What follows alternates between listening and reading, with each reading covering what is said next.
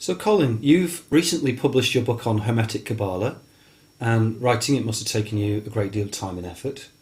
There's already lots of books out there on Kabbalah, so it begs the question, why did you write it? Okay. I learned Kabbalah in a very sort of traditional way. I was taught by someone.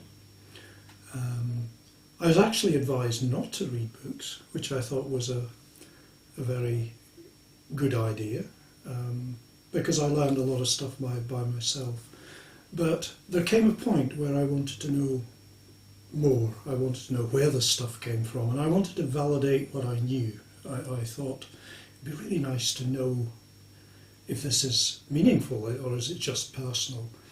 And what I found in the vast majority of cases is that books written within the last 100 years tended to be recycling the same core of ideas. If a book was different, it was different because it had a lot of personal content in it. It wasn't different because it was going deeper into Kabbalah, bringing out new stuff.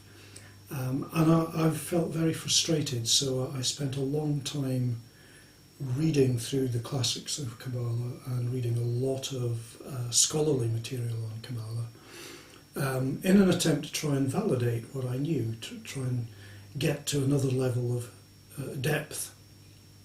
And when I'd done that, I thought, well, there isn't a book that I know of that really has this material in it, so I thought maybe it would be good to write it down for other people so they wouldn't have to spend 10, 15 years ploughing through all of this often quite complex material.